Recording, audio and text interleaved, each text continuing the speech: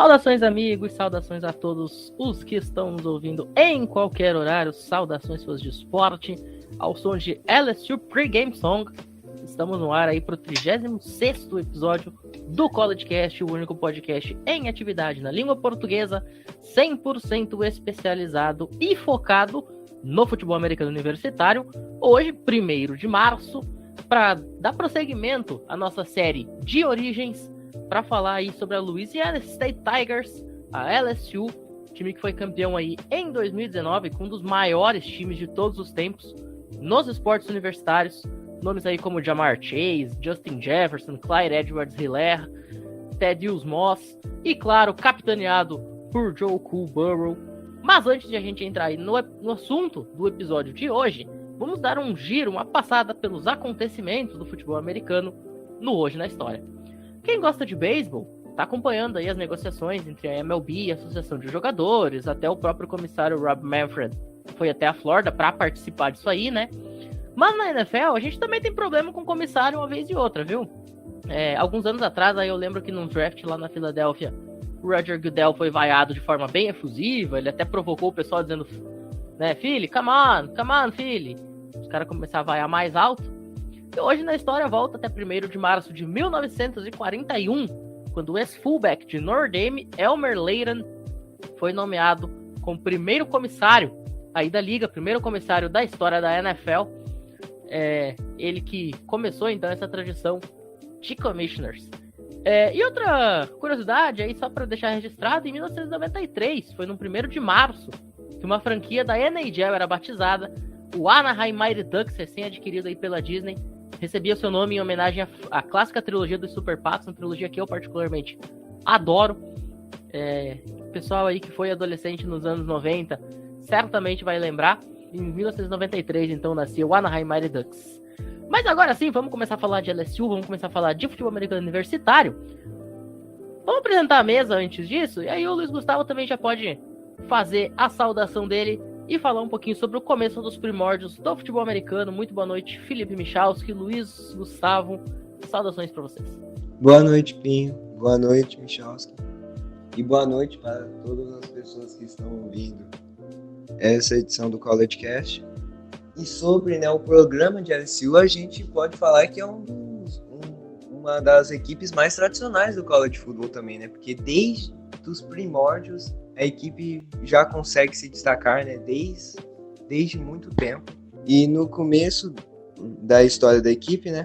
A Universidade, né, Estadual de Louisiana, também conhecida como LSU, jogou seu primeiro jogo de futebol americano universitário na história da escola em 25 de novembro de 1983, perdendo para a rival Tulane, que por muito tempo foi um rival importante de LSU, mas por causa das temporadas recentes ruins da equipe, essa rivalidade foi um pouco esquecida.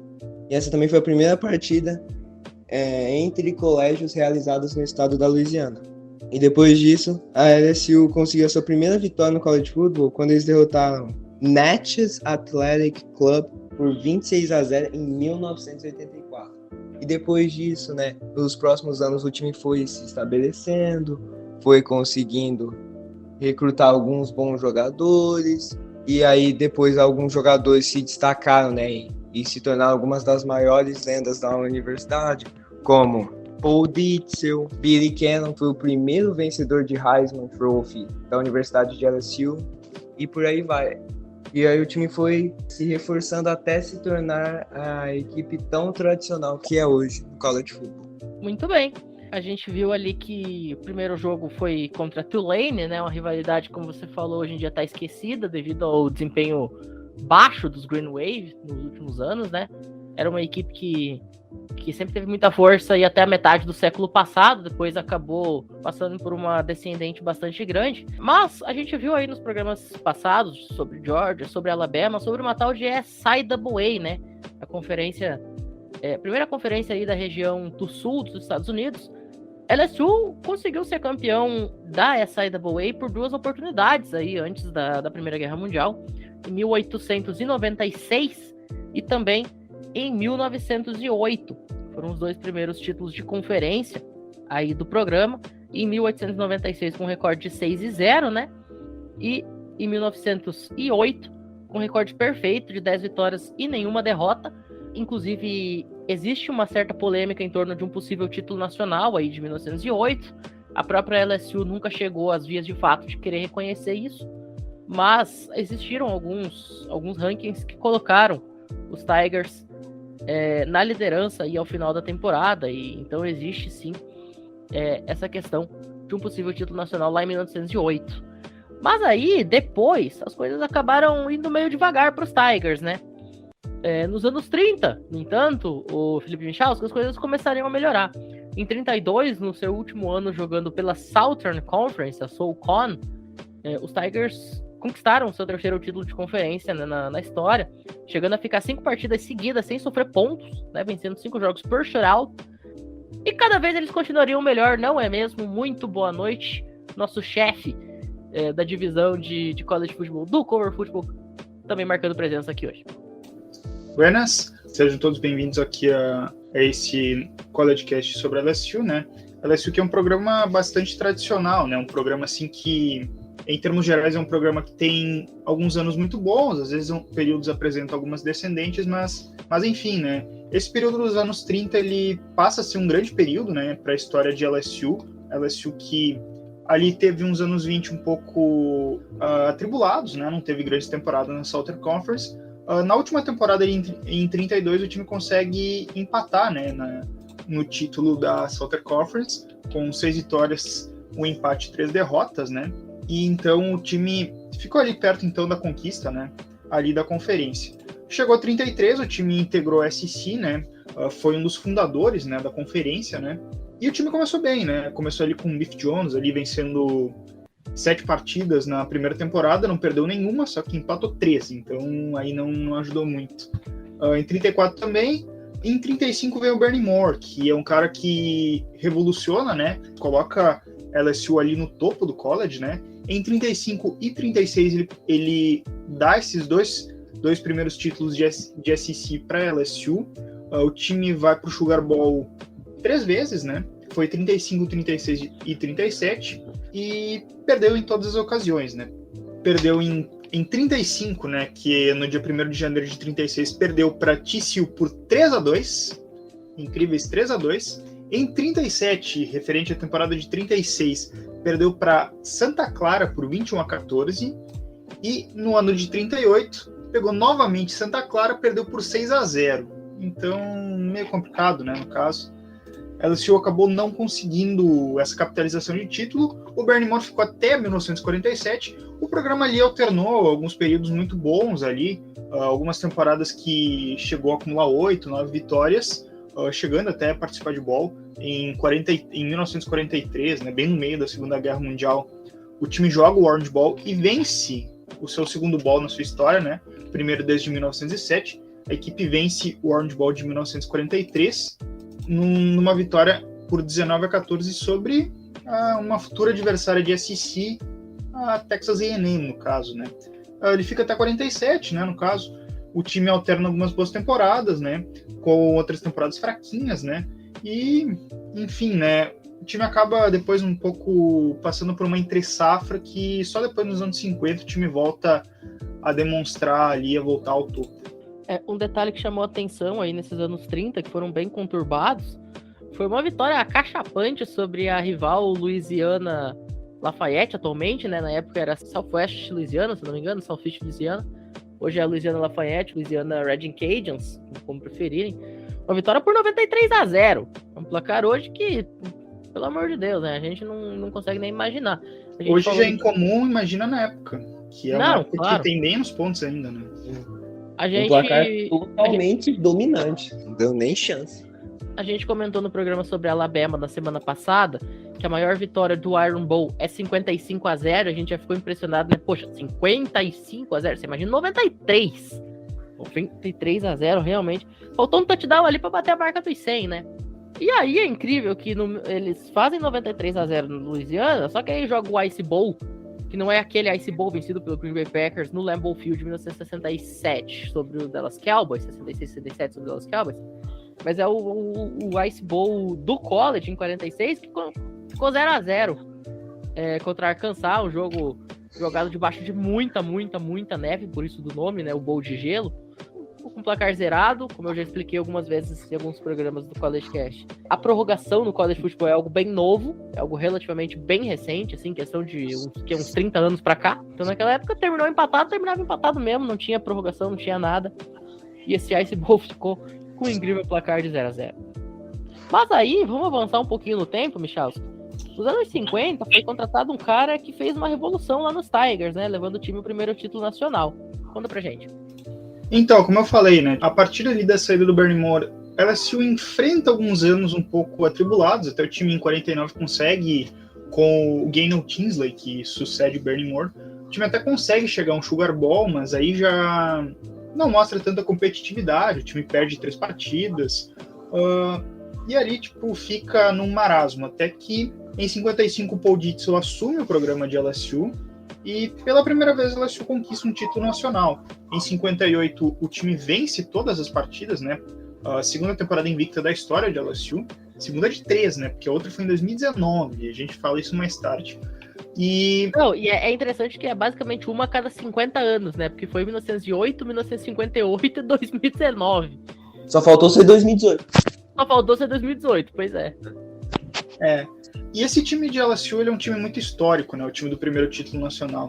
Ele é marcado pelo trio do backfield, marcado por 3 jogadores locais ali: o Billy Cannon, o Warren Rapp e o Johnny Robinson. O Billy Cannon, aliás, ele vence o Heisman de 59, né? Um ano depois, né, do título nacional.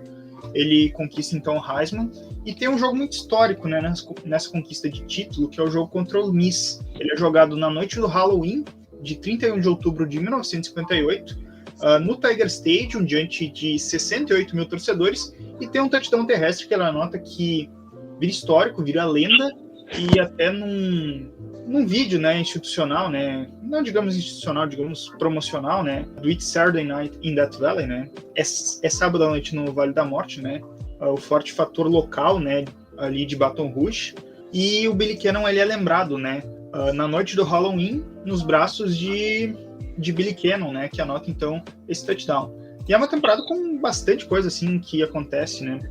Logo na estreia dessa temporada de 58, o time derrota Rice fora de casa por 26-6. Vocês devem estar achando, e daí? E daí? Rice é um programa aleatório que é um fracasso hoje em dia. Mas, naquele jogo, especificamente, LSU foi para aquela partida com um azarão por 6 pontos. Como? Rice, naquela época, era então campeã da Southwest Conference, que digamos que é uma precursora da Big 12, era uma grande conferência, né? E Rice era um programa muito em voga naquela época, e o time venceu por 26-6 fora de casa, e fez então essa vitória inicial, né? E outro fator também que dá para ressaltar, né? Naquela época as substituições elas eram bastante limitadas, né? Você podia trocar 2 jogadores por quarto, era um negócio assim. E ele utilizava então esse trio de running backs, no caso, que é chamado de Criplaton System, né? Com esses 3 running backs, o Billy Cannon, o Warren Rapp e o Johnny Robinson, e fazia com que eles descansassem, né? Para que eles pudessem entrar da maneira mais adequada ali quando precisasse. O time vai evoluindo bem, né? Vence Alabama na semana 2, vence Hardin-Simmons, faz 41-0 em Miami, vence Kentucky, ganha de Flórida por 10-7. Na noite do Halloween faz 14-0 em Ole Miss, vence Duke por 50-18, e Duke também era um grande programa naquela época, vale ressaltar. Hoje em dia a gente só conhece por causa do Daniel Jones. Sim. Vence também, na penúltima semana da temporada regular, vence Mississippi State por 7-6. E na última semana da temporada regular, derrota Tulane por 62-0 no Tulane Stadium, fora de casa. E aí conquista o título nacional. O time joga o Sugar Bowl, vence por 7-0 o Clemson, mas vale lembrar que até mais ou menos 68, o campeão nacional ele era definido ao fim do desempenho da temporada regular. A pós-temporada era algo a mais, não era fator determinante para definir o campeão. Então, LSU vence a rival Tulane. Tulane já naquela época já era um programa que já estava um pouco mais em queda, tipo, a última grande temporada que a gente pode dizer foi em 49, né, no caso de Tulane. Depois disso, Tulane despencou, né, o time até jogou na SEC até 65, né, Tulane era membro da SEC, para quem não lembra, e depois, né, decaiu de nível, mas é histórico, né? Essa vitória ela acabou sendo histórica, né, para definir, então, aquele símbolo, né, da conquista do título nacional sobre, possivelmente, a principal rival naquela época, né? Essa questão do Sugar Bowl de 58, 59, tem um detalhe que é muito bacana nesse Sugar Bowl, porque, assim, eles venceram Clemson, que era, então, ranqueado número 12, né, 7-0, um passe do Billy Cannon, running back que você comentou, pro Mike Manhan, que era um two-way player, né? Ele jogava tanto no ataque quanto na defesa. Tem um negócio que eu queria comentar sobre esse cara. O Mike Manhan, ele não chegou aí pra NFL, tá? Apesar de ser uma super estrela em LSU, ele só jogou na universidade mesmo. Só que, cara, teve um negócio que foi muito bacana dele. Em 61, ele foi jogar o Hula Bowl em Honolulu, no Havaí, né? E ele acabou saindo lesionado antes do jogo. Ele se lesionou. E vocês sabem o nome do cara que substituiu ele na partida, então, já que ele se lesionou? Isso aqui é sensacional. O nome do cara era um jogador lá da Universidade de Pittsburgh chamado Mike Ditka. Pra quem não sabe, se é que existe alguém no mundo que não conhece Mike Ditka, o Mike Ditka, ele é o maior head coach recente do Chicago Bears. Ele foi campeão do Super Bowl em 85 com o Chicago Bears. E é uma lenda lá em Chicago. O cara manda e desmanda na Bears Nation. Considerado um deus pelos torcedores. Ele exatamente. E tem uma história dele, só pra não se prolongar demais, mas tem uma história dele que é sensacional com a Louisiana, tá? Porque o Mike Ditka, ele teve uma passagem na Louisiana como técnico do New Orleans Saints, e ele conseguiu fazer a pior escolha de draft da história, ou a pior negociação de draft da história da NFL, quando ele deu todas as picks do draft de 1999 e mais a primeira e a segunda rodadas de 2000 para subir 7 posições no draft e pegar pro New Orleans Saints o running back Ricky Williams da Universidade de Miami. O cara durou 3 anos na NFL e ele foi demitido ainda na temporada de 2000. Essa passagem do Mike Ditka lá por Louisiana foi um desastre então vamos deixar ele ser lembrado só pela passagem do Chicago Bears, que é melhor. E o Ricky Williams é mais um dos jogadores que é usado como exemplo para você não escolher um running back no top 10 do draft. Tem mais Tá. Em 59, né, o LSU não conquista o título nacional, né, a gente sabe. LSU começa como número 1, né, o time consegue vencer as primeiras 7 partidas, aí perde para Tennessee no dia 7 de novembro de 59 por 14-13, e o time termina em terceiro no ranking, depois joga o Sugar Bowl no Tulane Stadium, na casa de Tulane, e acaba perdendo por 21-0. O time perdeu em jardas por 373-74. Foi um troço bastante decepcionante, digamos, né? E o Billy Cannon, né, então, que foi o vencedor do Heisman daquela temporada, ele, assim, terminou, né, a sua carreira universitária e assinou um contrato com o Houston Oilers, né, da época da AFL, né? Então, ele recusou naquela época também uma oferta do Los Angeles Rams, né, no caso. O Billy Cannon, então, que possivelmente o nome mais lembrado, né, dessa época histórica ali de LSU, né? E o primeiro dos 2 vencedores de Heisman que LSU teve na sua história. O Billy Cannon, como você falou, ele foi pro Houston Oilers, que atualmente, para quem não sabe, é o Tennessee Titans. Jogou lá nas primeiras 4 temporadas da AFL, 60, 61, 62, 63. Depois ele ainda jogou por Oakland e por Kansas City. Fez toda a sua carreira aí na American Football League. Chegou mais um membro aí da nossa mesa.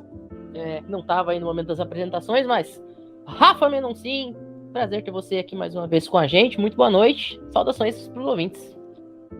Fala, Pinho. Tranquilo? Pois é, né? Estamos mais uma vez aqui no College Cast, e dessa vez para falar sobre LSU Tigers. É um dos programas mais relevantes do college nos últimos 20 anos. E é justamente dessa renascença de LSU que eu devo tratar hoje. A gente viu aí no decorrer do programa, né, sobre os grandes times que a LSU teve ali, principalmente nos anos 50, grandes temporadas, principalmente ali sobre o comando do Paul Ditzel. Nas próximas décadas a coisa não foi muito legal, né? A LSU até conseguiu colocar água no chope de Alabama em 82, no jogo de despedida do lendário Paul Bear Bryant. Front seven dos Tigers brilhou, cedendo menos de 120 jardas totais e vencendo o jogo. Aí 6 anos depois foi a vez do rival de Alabama, Auburn. Então, na 4ª posição do ranking nacional, sentia a fúria dos Tigres de Baton Rouge, uma virada espetacular que causou até um terremoto registrado pelos sismógrafos. Nos anos 90 a coisa não melhorou muito, com exceção aí de alguns upsets, como aquele contra Auburn, que estava na 5ª posição do ranking, com direito à interceptação do quarterback Patrick Nix, pai do Bo Nix, atual QB lá de Auburn. E outro upset incrível sobre a número 1 Florida Gators em 97, por sinal, a primeira vez que LSU conseguiu um upset contra um time número 1. Mas fora isso, pouca coisa destacável, né? Foram apenas 3 títulos da SEC em mais de 30 anos. Mas, se os anos 80 e 90 tiveram poucos pontos altos, os anos 2000 foram mágicos, né, Rafa? Conta pra gente. Isso mesmo, LSU, que tinha passado por algumas dificuldades nos anos 80, 90, viu nos anos 2000 como uma oportunidade de renascer no cenário do college football. E para poder fazer essa volta triunfal, eles foram atrás de ninguém mais, ninguém menos do que Nick Saban, que assumiu o time no ano 2000, justamente na virada da década de 90 para o novo milênio. Com o Nick Saban, a LSU acabou voltando para o cenário nacional, de disputa de título nacional, e teve como seus primeiros destaques, logo na temporada de 2000, uma vitória contra o número 11, que era a Tennessee Volunteers, por 38-11 no overtime. Perdeu, e no mesmo ano perdeu para o UAB. E conseguiu no mesmo ano perder para o Birmingham. E um detalhe curioso desse jogo contra a Tennessee, que a LSU venceu com o Nick Saban, foi que foi a segunda vez na história que os goalposts, para quem não sabe é o Y, que esse Y foi derrubado. A torcida invadiu o campo, porque foi uma das maiores glórias de LSU em muito tempo, porque Tennessee Volunteers hoje não é um programa muito vitorioso, mas naquela época, final dos anos 90, Tennessee era uma grande potência no college football. E para a LSU, que era um programa que estava desmotivado, ter vencido essa powerhouse foi um negócio emocionante. É considerado como muito esse jogo, essa vitória, como uma virada de LSU, um renascimento. Essa temporada do ano 2000 foi uma temporada muito boa para LSU. Primeiro por ter sido o começo da era Nick Saban por lá. Fora que eles terminaram 8-4 com esse grande upset sobre Tennessee. E além disso, eles garantiram uma vaga no Peach Bowl, onde eles venceram. Já em 2001, LSU continuou seu processo de ascensão sobre a tutela de Nick Saban. Em 2001, a LSU novamente venceu o Tennessee, que na época estava ranqueada como número 2, e na ocasião dessa vez foi no jogo do campeonato da SEC, onde a LSU acabou vencendo por 31-20 e fez a LSU ganhar pela primeira vez desde 1986 uma passagem para o Sugar Bowl, onde eles venceram Illinois por 47-34 no Sugar Bowl. Se tu disser pra uma pessoa desavisada, olha, LSU ganhou o Sugar Bowl de 2001 jogando contra Illinois, A pessoa vai pensar todos os esportes, menos o college football. Mas assim, tem um negócio, né? Se a gente voltar em 2016, é um negócio que não faz tantos anos assim, mas 2016, teve no New Year Six, Georgia Tech e Western Michigan. Quem diria que isso pode ser possível hoje? Cara, Georgia Tech jogar um New Year Six. E teve um ano que TCU foi pro New Year Six também, não foi? Não, TCU era pra ter jogado a final nacional em 2010. Ela foi roubada na final nacional de 2010 porque não queriam colocar um time da Group of Five lá. E aí ela acabou jogando o Rose Bowl e ganhando o Rose Bowl contra o Wisconsin. E a final nacional do BCS foi Oregon, que era número 3, jogando contra, acho que era Auburn. Auburn e Oregon, a final nacional, que era pra ter jogado a TCU do Eric Dalton, inclusive. Em 2002, a LSU, então, como time número 16 do país, conseguiu evitar um upset contra Kentucky, na época estava não ranqueada, conseguindo uma Hail Mary ali no passe de 75 jardas para virar o jogo por 33-30, já no estouro do relógio. O jogo ficou conhecido como Bluegrass Miracle, né, o milagre do gramado azul, porque o time de Kentucky já tinha dado aquele tradicional banho de Gatorade da vitória. Só que a LSU foi lá, conseguiu a Hail Mary, botou água no Gatorade em vez de água no chopp dessa vez. A torcida de Kentucky já tinha invadido o campo, já tinha entrado para comemorar, foi uma loucura, um negócio sensacional. Continuando, em 2003, o LSU teve um ano mágico, que foi justamente o ano que eles conseguiram ganhar, foram selecionados para a final do BCS, né? Nesse ano, LSU teve como destaque uma vitória sobre Georgia por 17-10, sendo a primeira vitória no ESPN College Game Day com eles desde 97. E ele teve como grande destaque o quarterback Matt Manuk e o wide receiver Skyler Green, que foram grandes destaques desse time.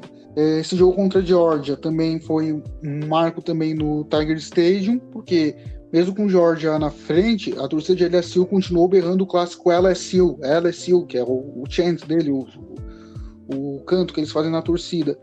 E LSU em 2003 acabou terminando 13-1, campeão da conferência, e foi selecionada para jogar o BCS, onde eles acabaram vencendo o Oklahoma no jogo do Sugar Bowl, que no ano sediou a final nacional.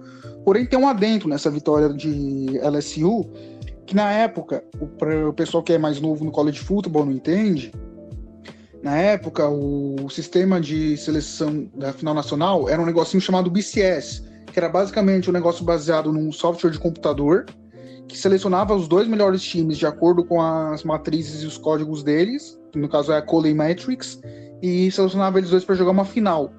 O problema é que a Coley Matrix acabou selecionando Oklahoma para jogar a final de LSU, quando Oklahoma nem campeão da conferência era.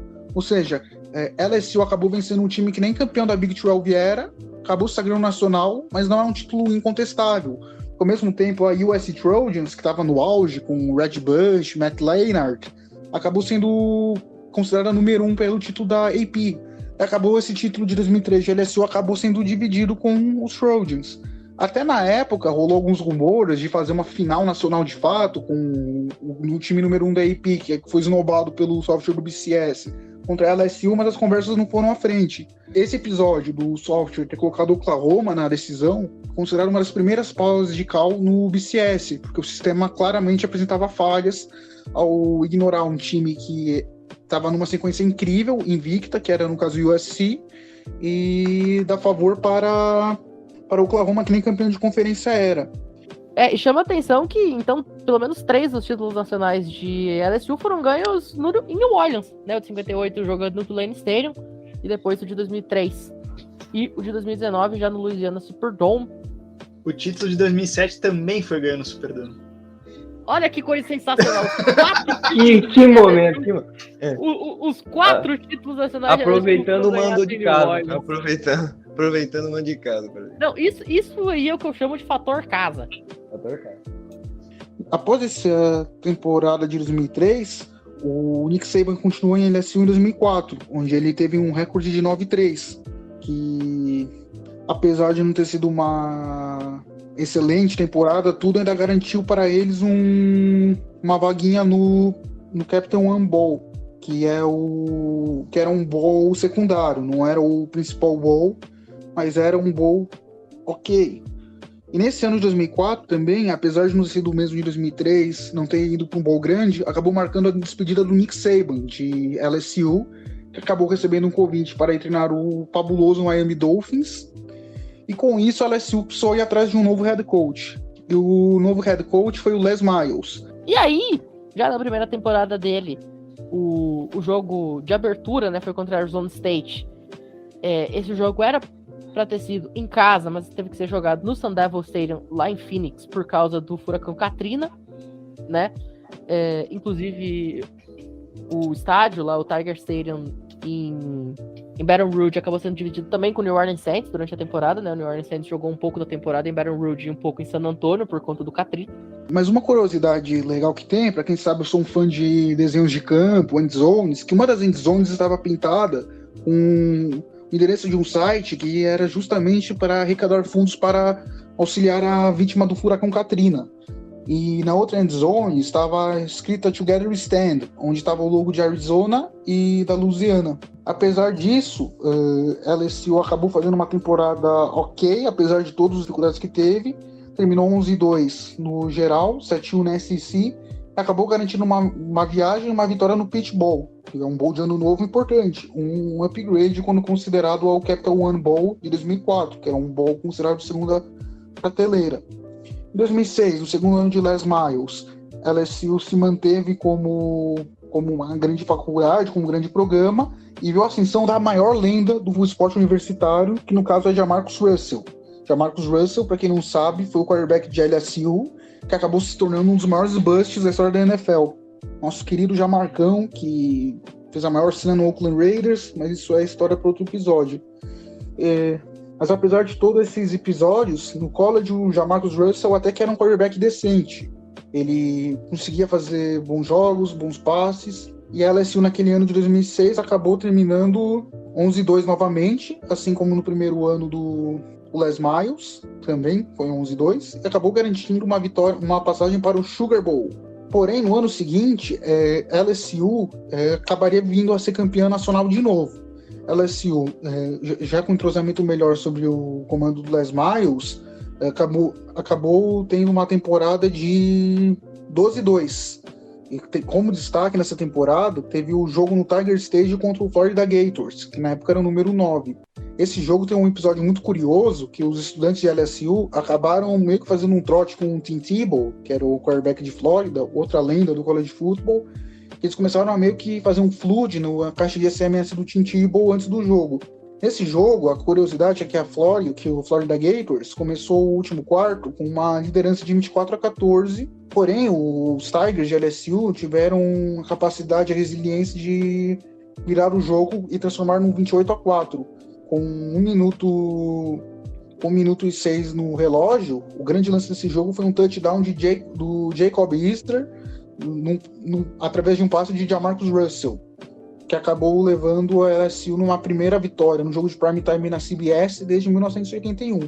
Com essa temporada fantástica, incluindo essa vitória sobre o Florida Gators, LSU acabou sendo novamente nomeada para jogar o BCS, só que dessa vez o software não errou. O software ele acabou selecionando um time à altura de LSU. No caso era o número 1, Ohio State, que era o Ohio State Buckeyes. Nesse jogo do Ohio State Buckeyes, LSU venceu de forma convincente, fez um 38-24 sobre o time de Ohio State. Essa performance, o Jamarcão acabou tendo uma performance muito acima da média nesse jogo, o que muitos consideram que foi o que seduziu o Al Davis, que na época era dono e general manager do Oakland Raiders, a selecionar ele na primeira escolha geral do draft, o que com o tempo acabou se provando uma das maiores emocionadas e maiores bustadas da história do college football. Para mim, Jamarcus Russell e Ryan Leaf disputam pau a pau esse posto. Mas o que importa é que para LSU o título veio, né? O título veio e foi meio que a consagração do ressurgimento de LSU. Porque, um título em 2003, um título em 2007, com tanto pouco espaço de tempo, com troca de treinador e todos os fatores, como Katrina, essas coisas, o time continua se mantendo resiliência, foi de fato a consagração que a chama de LSU se acendeu novamente. E uma curiosidade sobre esse time de 2007 de LSU, né? Sobre a temporada de 2007 em particular, é uma temporada com muitos upsets. Kansas chegou a um momento de estar ranqueado em segundo lugar, a Universidade de Kansas. Inclusive, esse de 2007 tem um negócio que é sensacional, que eu sempre gosto de lembrar. A gente teve o último Border War Game, né? O jogo da Guerra das Fronteiras entre Kansas e Missouri. Era muito comum, só que daí Missouri acabou saindo da Big 12 e foi pra SEC, depois o jogo não rolou mais. Mas o último Border War acabou em muito alto nível, porque os dois times entraram ranqueados dentro do top 4. Se eu não me engano, antes desse jogo, Missouri era o time número 3 e Kansas o número 4, ou Missouri era o 2 e Kansas era o 3, não lembro exatamente como foi. Mas o time que ganhasse aquela partida poderia pular pro número 1 se LSU perdesse, e foi exatamente o que aconteceu. LSU perde na rodada, Missouri vence Kansas e pula direto pro número 1 do país. Depois aí e daí Missouri perde a final da Big 12 e... Isso, exatamente. A Missouri perde a final da Big 12, a LSU retoma a liderança do ranking e é campeão nacional.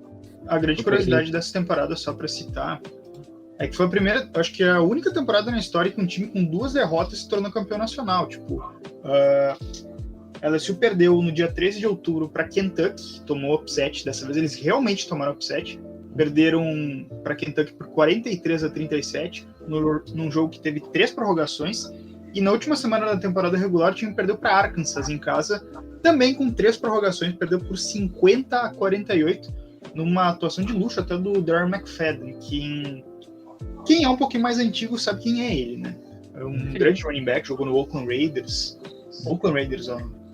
Ainda? Ainda falando de 2007. Cara, quem que poderia imaginar hoje um top 3 nacional com Kansas e Missouri, cara? Que coisa sensacional. E aí, 2 rivais ainda. 2 rivais no top 3. Não, e aí no final acabou que não foi nenhum pra final, né? Daí é isso.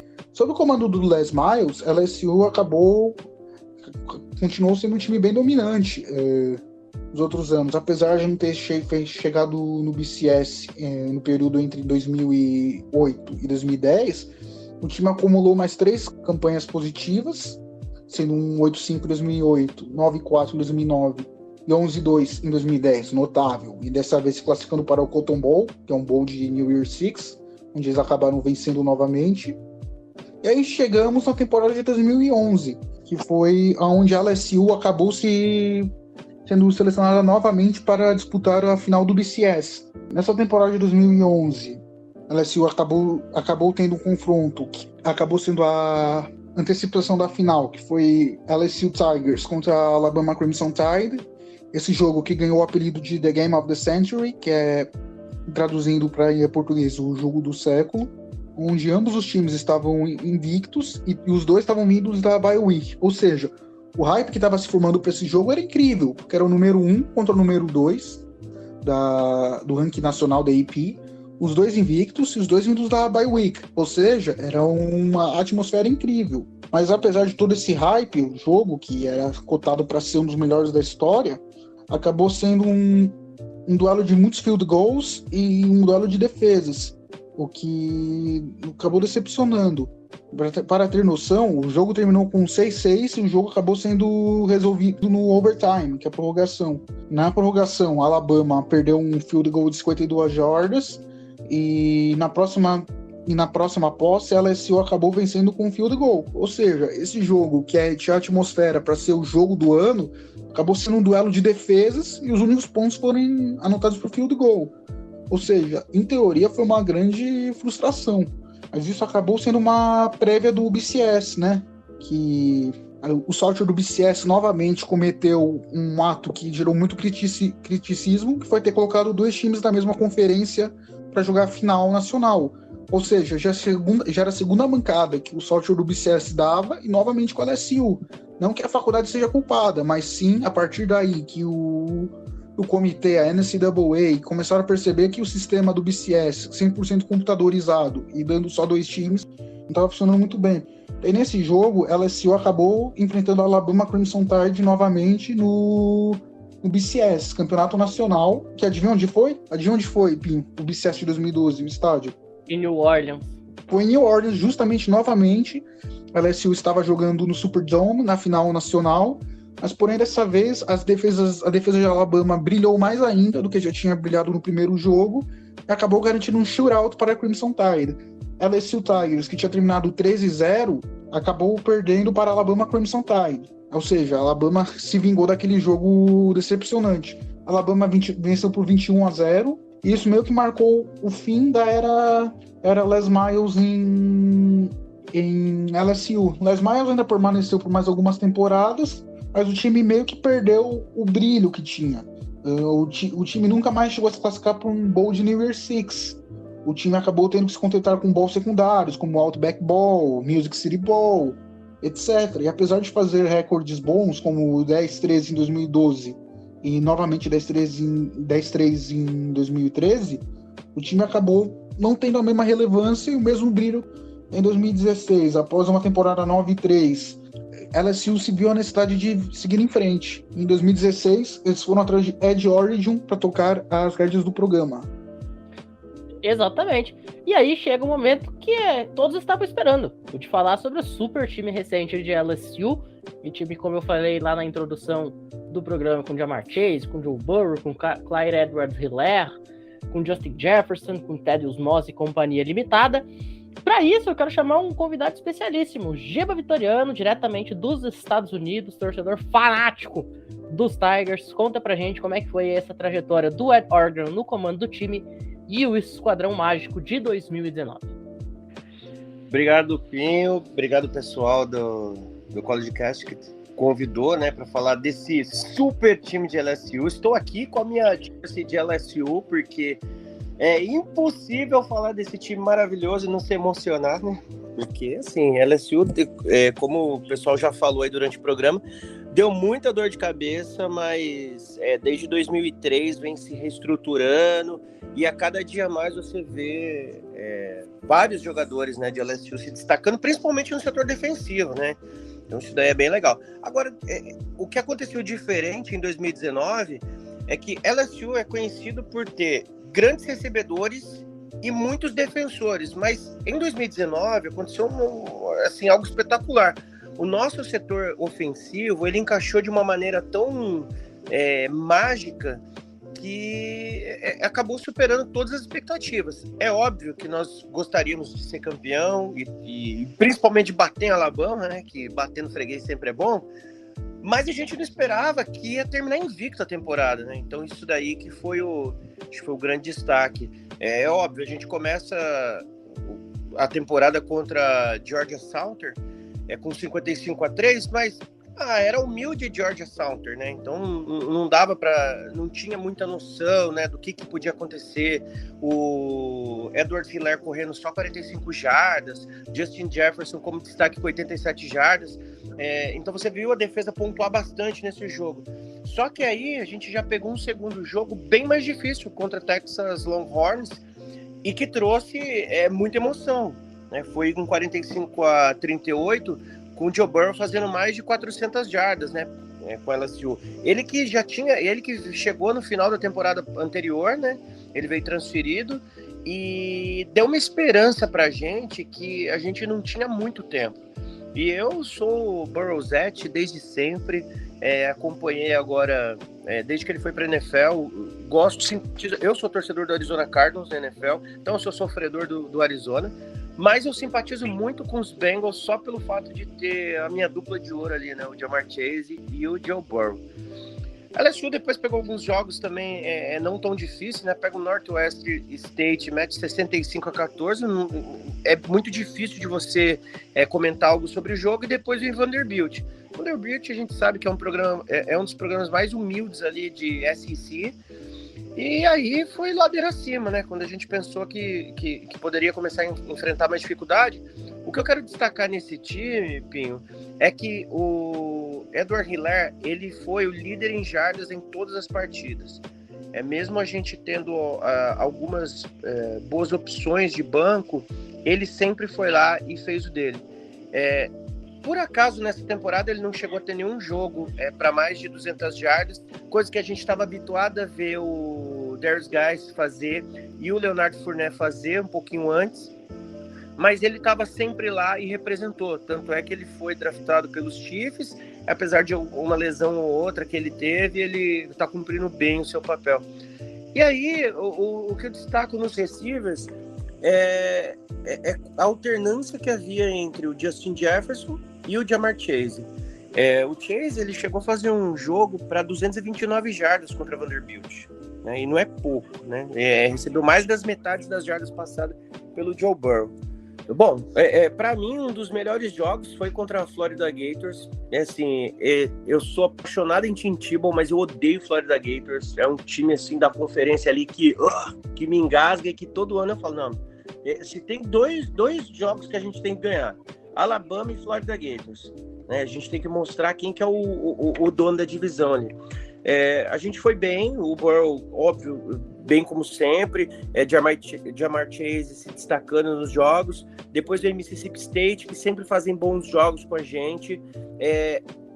Porém, o jogo mais difícil dessa temporada, para mim, foi contra a Auburn, que foi a 8ª rodada.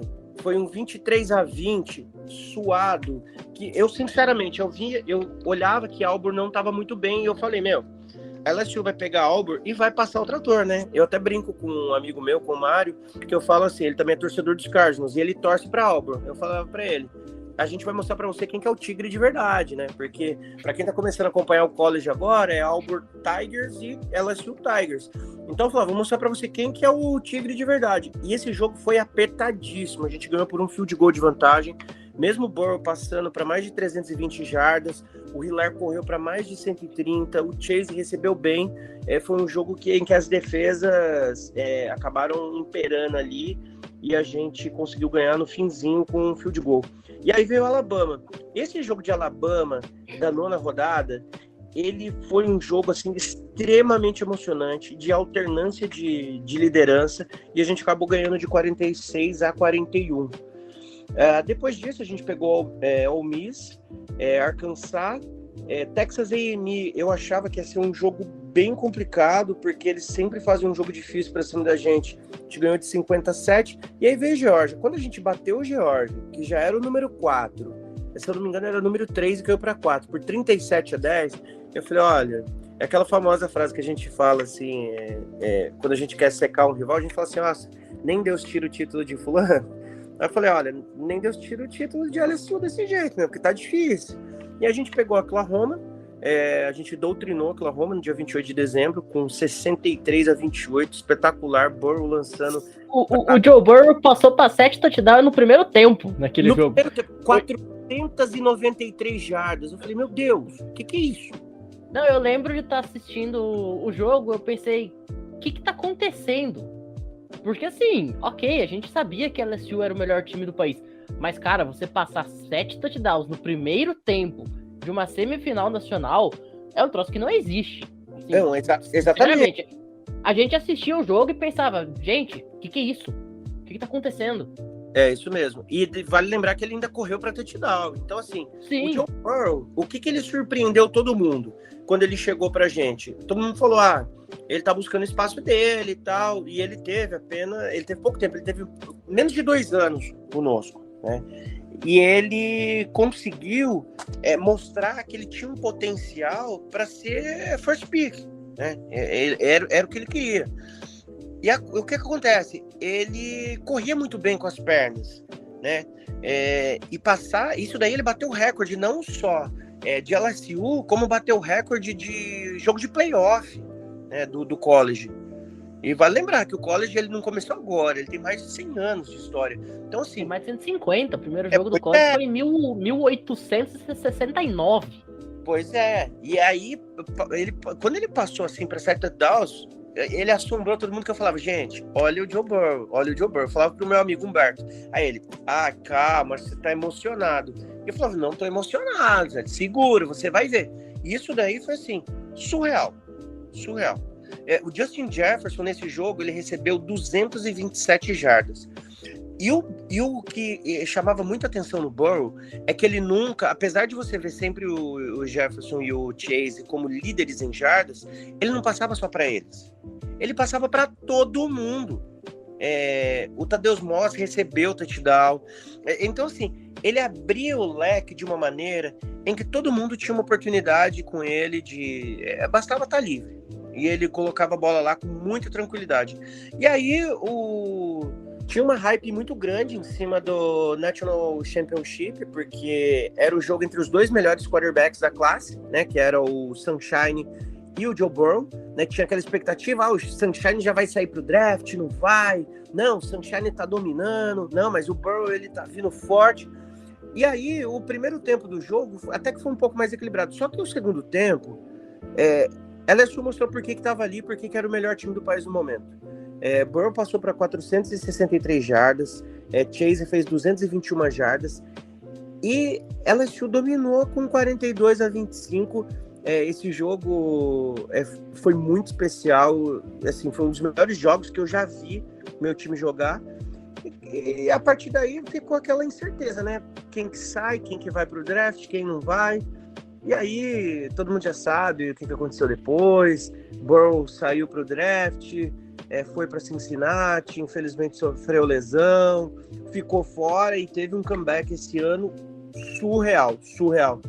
Só que eu acho que vale a pena você destacar também grandes jogadores defensivos que nós tivemos nesse ano, porque o nosso draft, nossa equipe, eles não se limitava apenas ao ataque.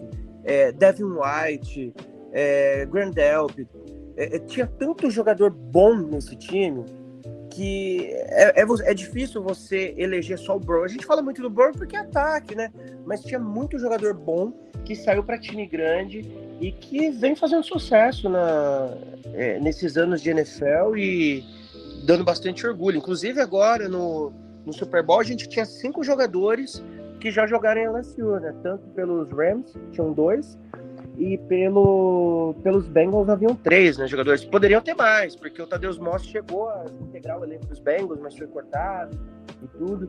Então, esse time de LSU prometeu bastante. Só que com a saída do Joe Burrow depois, a gente acabou ficando limitado. A gente ficou meio que à mercê de alguns jogadores que mostravam que poderiam ser destaque, mas não conseguiram. O Brennan, ele não é um quarterback elite. Depois disso veio o Max Johnson, que eu pensei sinceramente que ele ia ser o nosso quarterback. Eu gosto muito do estilo de jogo dele, só que pediu para ser trocado agora. Então, assim, ainda paira uma certa uma incerteza, né, sobre o que vai ser de LSU para esse ano. Apesar de um bom draft, uma boa seleção que vem fazendo. Desculpa, a gente fica nas de draft, né? A gente acaba confundindo um pouco. Mas a LSU vem fazendo uma boa seleção de jogadores. Eu acho que acertou muito trazendo um novo head coach. Chega um momento que a gente sabe que, principalmente no college, a gente precisa da renovação. Eu acredito que a renovação da comissão técnica é o primeiro passo para que a gente possa ou mudar o nosso estilo de jogo ou atrair novos jogadores, que é o que a gente vai ver. Eu tenho certeza que grandes jogadores de Notre Dame vão acabar saindo e vindo para a LSU por causa do seu head coach, que agora é o nosso head coach. Você falou aí sobre o time de LSU de 2019, a grande defesa.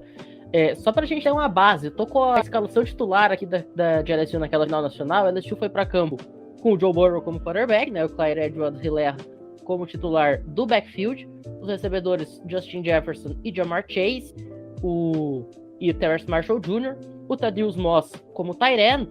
Falando de linha, tinha o Lloyd Cushenberry III como center, os guards, o Adrian McGee e o Damian Lewis, e os tackles, o Cedric Charles e o Austin Deculus. Na defesa, a gente tinha ali como linebackers o Jacob Phillips, o Patrick Quinn e o Clavon Chasen.